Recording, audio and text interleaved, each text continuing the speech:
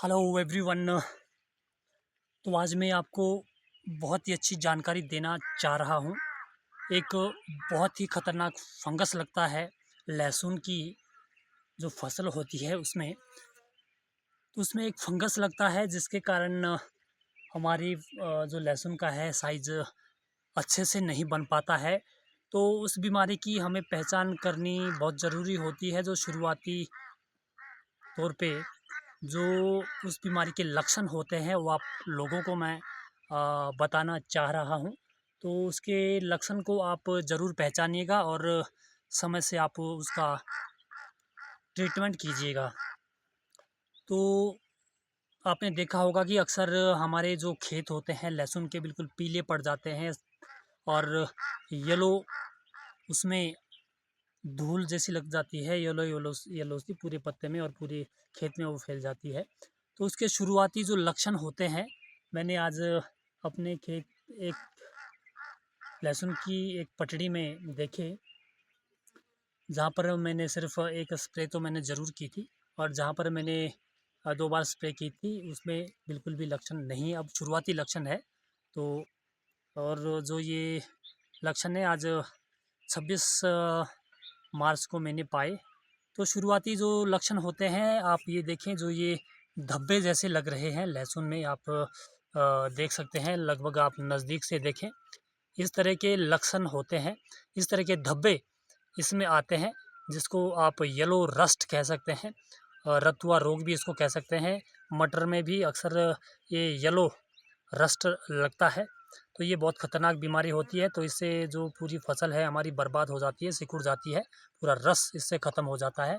तो ये लक्षण होते हैं और ये तो शुरुआती लक्षण है, लेकिन बाद में ये पूरा पत्ता है पीला हो जाता है और एकदम ये हवा के माध्यम से भी पूरे खेत में फैल जाता है। तो अभी इसको हम इजीली कंट्रोल कर सकते हैं।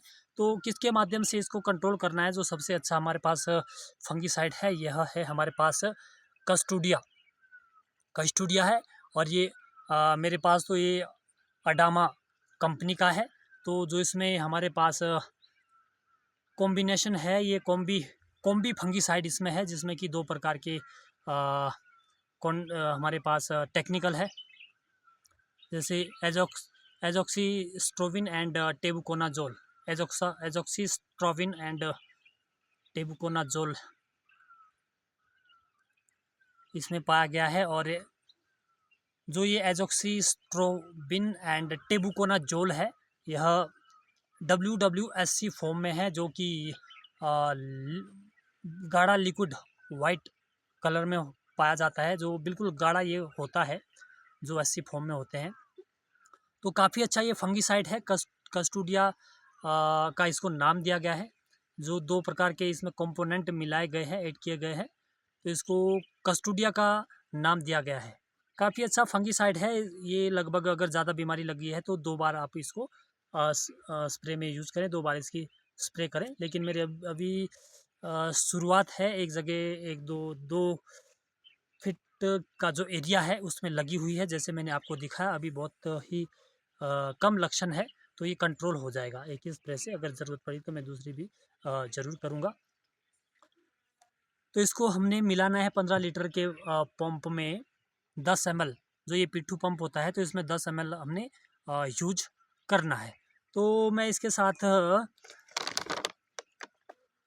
05234 भी ऐड करना चाह रहा हूँ। 05234। तो हमें पहले देखना होगा कि इसका कॉम्बिनेशन बन पाता है कस्टोडिया के साथ कि नहीं बन पाता है। तो मैं अभी पहले थोड़ी थोड़ी मात्रा में लूँगा, इसकी टेस्टिंग करनी पड़ेगी, क्योंकि मैंने पहले कभी भी इसके साथ नहीं यूज़ किया है। कस्टोडिया के साथ मैंने NPK यूज़ नहीं किया है। तो मैं ये पैमाना है और खाद इसमें 25 ग्राम आती है और जो पाउडर फॉर्म में फंगीसाइड आते हैं वो 15 ग्राम ही इसमें आते हैं। तो मैं 25 ग्राम इसमें फर्टिलाइज़र लेता हूँ। इसकी टेस्टिंग करनी बहुत ज़रूरी होती है, तो फटाफट से इसकी टेस्टिंग कर लेते हैं, क्योंकि महंगी दवा है, ये ख़राब ना हो जाए। तो ये मैंने 25 ग्राम भर दिया है और ढक्कन में ही इसको मैं ऐड करूँगा, क्योंकि अभी मुझे पता नहीं है इसके बारे में कि इसका कॉम्बिनेशन बन पाएगा कि नहीं बन पाएगा, क्योंकि इसमें नया कंपोनेंट है नया टेक्निकल है, जैसे मैंने अभी आपको बताया था, एजोक्सास्ट्रोविन। तो पहले हम इस फर्टिलाइज़र को अच्छे से घोल लेंगे। घोलने के बाद फिर इसमें कस्टोडिया को मिला लेंगे। तो येलो रस्ट के लिए हमेशा जो कस्टोडिया है बहुत अच्छा होता है। कंठाप भी यूज़ कर सकते हैं आप स्टार्टिंग में। कंठाप भी येलो रस्ट को कंट्रोल करता है, लेकिन उसकी 2 बार आपको स्प्रे करनी पड़ेगी। और गवर्नर भी यूज़ कर सकते हैं। गवर्नर फिर सबसे टॉप का है, 1200 की आपको बोतल पड़ जाएगी। और ये जो मेरे पास है 250 ml के करीब ये बोतल है, जो कि आपको लगभग ये 100 ml की है, मात्र 100 ml की बोतल है। और ये मेरे पास इसमें जो प्रिंट रेट है 700 रुपये का है, लेकिन मुझे ये 450 रुपये में मार्केट में अवेलेबल हो गई थी। तो कंपनी वाले हैं बहुत ज़्यादा ट्रिपल रेट इसमें लगा देते हैं। तो मैं इसकी सील खोलना चाहूँगा। इसकी सील को खोल करके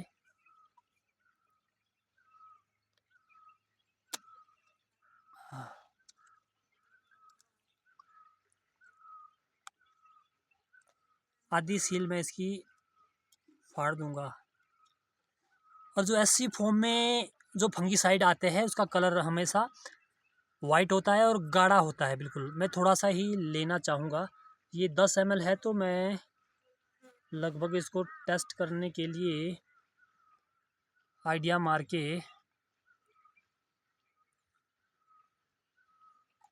1-2 ml ही मात्र लूँगा टेस्टिंग करने के लिए। लगभग 2-3 ml के आसपास ये होगा करीबन।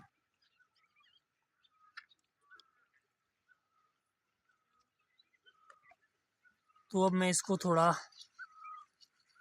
अच्छे से हिला लेता हूँ। अगर फट जाता है तो इसका मिक्स स्प्रे मुझे नहीं करना है।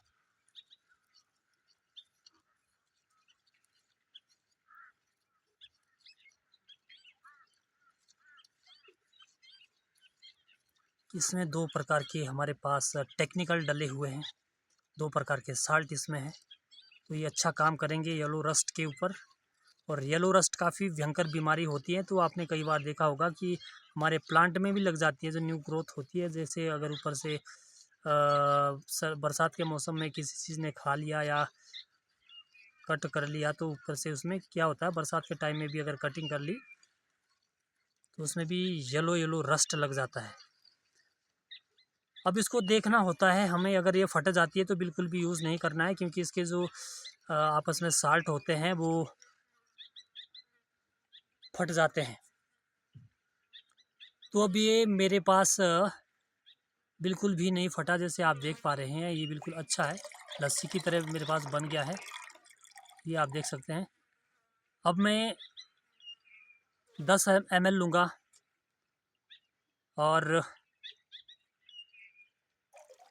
100 ग्राम मैं इसमें NPK लूँगा और उसको पिट्ठू पंप में भर के पूरे खेत में इसकी स्प्रे में करूँगा।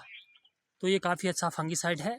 और अभी मैंने आपको लक्षण भी बताए और इसका मैंने उपचार भी बताया। और कस्टोडिया का और भी मैं बता देता हूँ। कस्टोडिया कौन कौन से रोग के लिए आपने यूज़ करना है। इसको आप जो अल्टरनेरिया जो लगता है पत्तों में, उसके लिए भी आप कस्टोडिया को यूज़ कर सकते हैं, क्योंकि इसमें टेबुकोनाजोल है।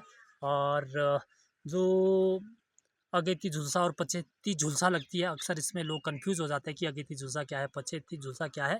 यह एक किसानों और बागवानों को कंफ्यूज करने के शब्द है।